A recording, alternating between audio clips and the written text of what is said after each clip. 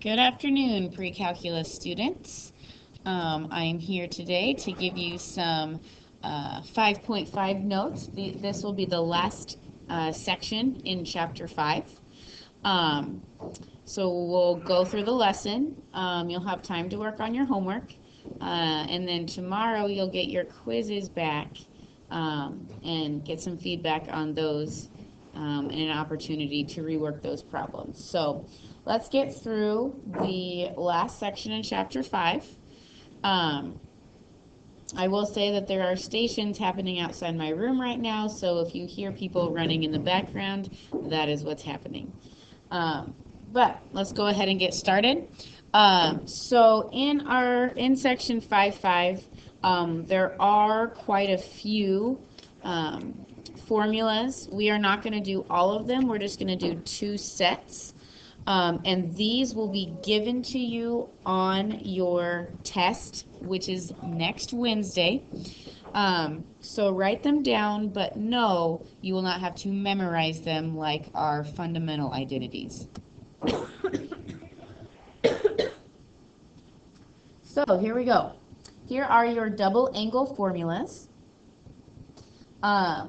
Sine of 2u and tangent of 2u have only one formula. However, because of our Pythagorean identities, cosine of 2u has 3 different formulas that are all equivalent. So write these down so you have them in your notes, but then you do not have to memorize these. I will go ahead and let the sub pause the video until everyone is finished writing these down. I do want to point out that our angle goes from 2u to u, okay? So essentially when we apply these formulas, our angle gets cut in half, okay? So keep that in mind. For example, if we had the sine of 8x, it would be equivalent to 2 sine of 4x cosine of 4x. When we apply the formula, the angle gets cut in half. Okay? So, first example, I want to solve this equation. 2 cosine x plus 2 sine of 2x. Okay, so we have 2 issues here. First issue is that our angles are not consistent. One trig function has an angle x while the other one has an angle of 2x. And our second problem is that we have 2 different trig functions. Okay, so in order to make this go a little bit smoother, let's go ahead and change one of them.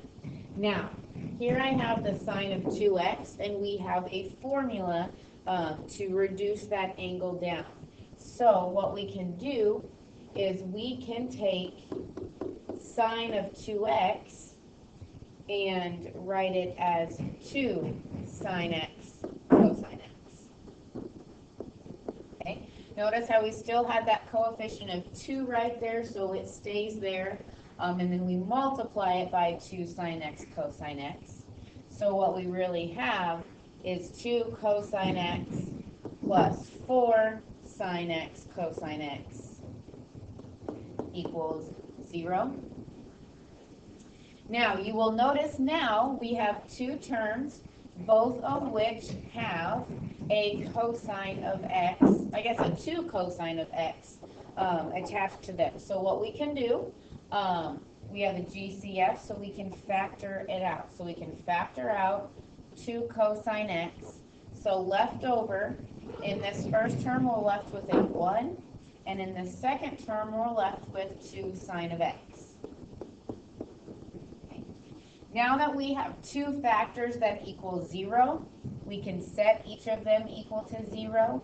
So 2 cosine of x equals 0, and 1 plus 2 sine of x equals 0.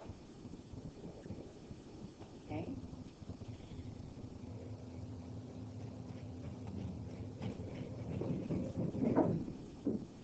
So I'm going to start with this first factor, 2 cosine of x equals 0. If we divide by 2, we have cosine of x equals 0. I believe in your homework for this evening, the book will ask you to give answers between 0 and 2 pi. So if that's the case, x is 0 at 0 and pi. You can say 2 pi, but I think the book asks for 0 up until 2 pi. So you wouldn't have to put it, but you can. All right? But that's not right. Let me go back. Cosine is 1. Sine is 0 at 0 and pi. So let's go ahead and change this. Cosine is 0 at pi over 2 and 3 pi over 2. There, that looks better. So there's 2 of our answers. Let's go to our second factor, 1 plus 2 sine of x equals 0. If we solve this out, then we have sine of x equals negative 1/2. Okay, remember sine is negative in the third and fourth quadrant, and sine is 1/2 at a reference angle of pi over 6. So we have 7 pi over 6 and 11 pi over 6. So here are the 4 angles between 0 and 2 pi that satisfy that equation. Okay. You're going to have some equations to solve tonight in your homework. If there is a double angle, know that you can use one of these substitutions to help you out. Okay. Now, I do want to talk about how cosine has 3 different ones. Okay. You're going to get to a problem in your homework.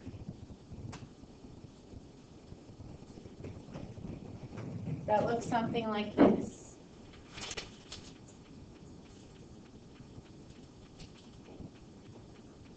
Cosine of 2x minus cosine of x equals 0. Okay? Now, we can't combine these 2 together. Yes, we have cosine, but the angles are different. So what you're going to need to do is rewrite this so that we can do something with it. All right? Now, cosine of 2u has 3 different formulas. Which one are we going to use? Well, you need to look at what else you have in your equation. Since our other term is negative cosine of x, 1 minus sine squared is not going to help us, or 1 minus 2 sine squared is not going to help us, and neither is cosine squared minus sine squared. Since our other term is negative cosine, 2 cosine squared x minus 1 would be the most beneficial because then it creates a trinomial for us to factor. Okay? So when you have to make a substitution for cosine using our double angle formulas, make sure you think about what would be beneficial in the problem for you. Okay?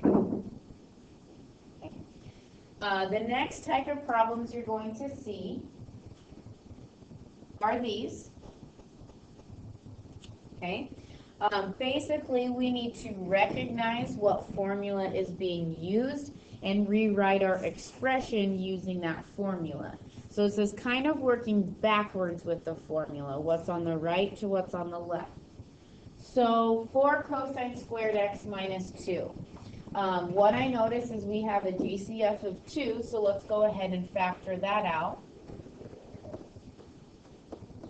Okay, and then you'll notice that 2 cosine squared x minus 1 is a formula from that first page.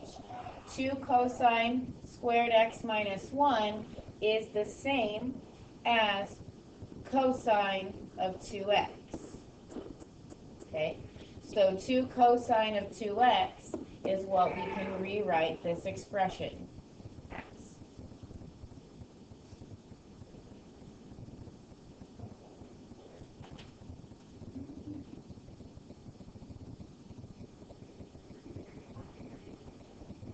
Okay, Next, we have this example.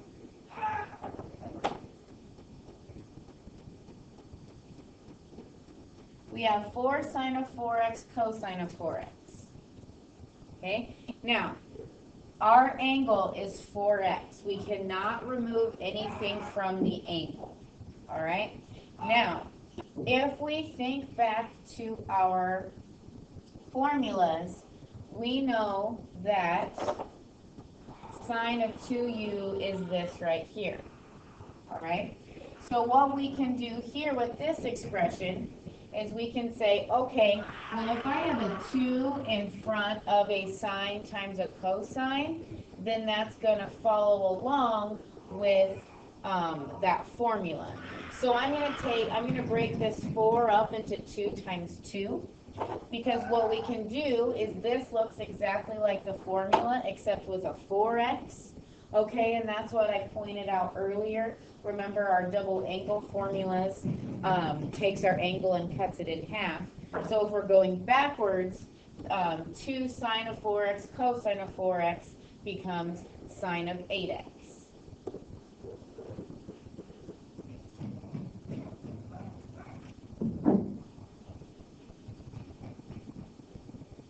Okay. All right. The next set of formulas that I want to show you are called the power reducing formulas, and here they are. Just like with the double angle formulas, these will be given to you, so write them down, but you do not have to memorize them. Okay. I'll just go ahead and take this off. Write them down. The sub can pause the video now, and when everyone's done writing these down, you can continue. Okay. So what you're going to be asked to do with these will be to rewrite expressions. Okay. So here is sine to the 4th x, but we only want this to be written as terms of first powers. Okay, so right now this is a sine to the 4th power, but we want cosines of first powers. Basically, we don't want any powers in our trig functions. We don't want any cosine squared, cosine cubed, anything like that. We just want cosines, all right?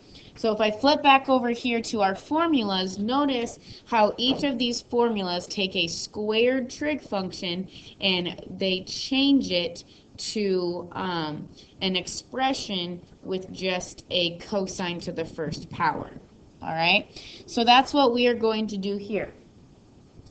So sine to the 4th of x, we can think of as sine squared times sine squared, right? And then we have those power reducing formulas we can replace each of these with.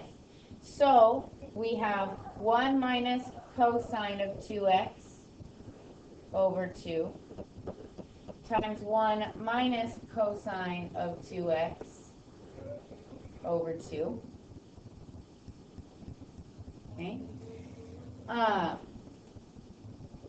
And what we can do here is we can multiply these together. So our denominator, 2 times 2 is 4. Now in our numerator, we have a binomial times a binomial. So we are going to have to multiply those together, what you guys like to call FOIL. So first times first is going to give us 1.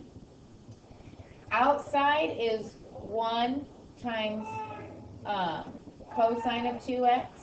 Inside is, I guess, negative cosine 2x. Inside is 1 times negative 2x. So we get 2 negative cosines of 2x, right? And then our last product will give us a positive cosine squared of 2x. Okay? I really don't like that this is one big fraction, so let's go ahead and break it up.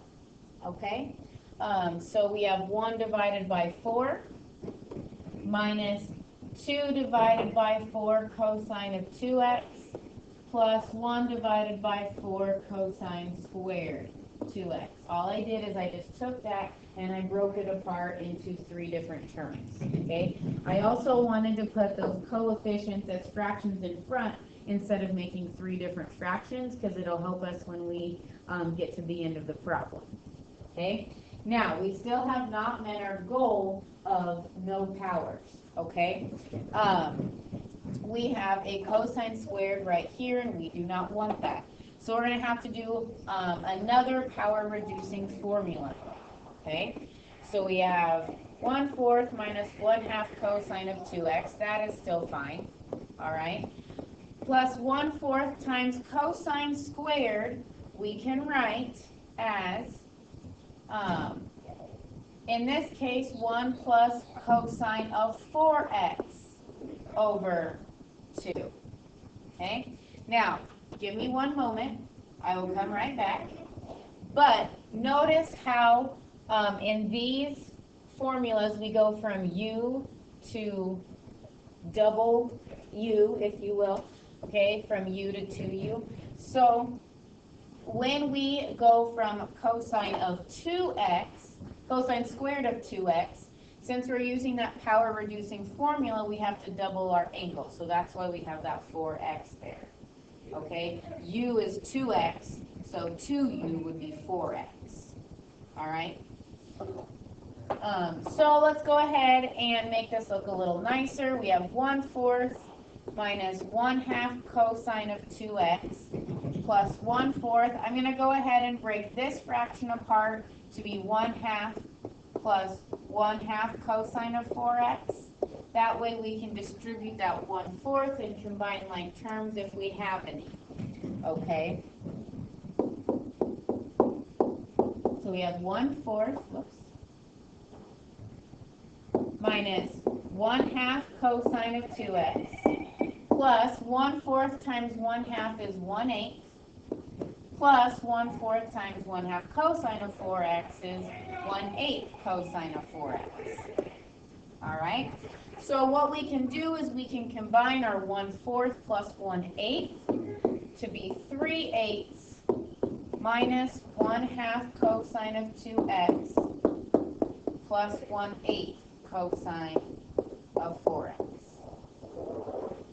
And now we have an expression that is in terms of cosines with first powers. Okay. So those are the 3 different types of problems you are going to encounter in your homework tonight. Have your notes open while you're doing your homework, or your book open, whatever you need to, so you can reference these 2 sets of formulas. Remember, the book is going to have more in this section, but we're only doing these 2 formulas.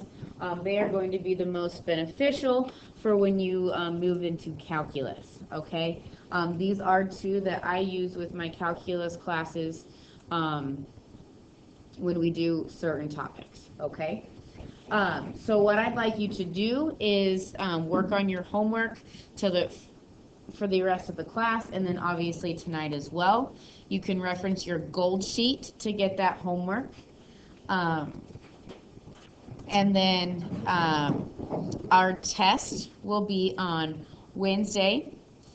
Tomorrow, like I said, you'll get your quizzes back, and you'll fix those. Your problem sets are due tomorrow as well, and then you'll get the review for the test. So work hard. If you have questions, work together.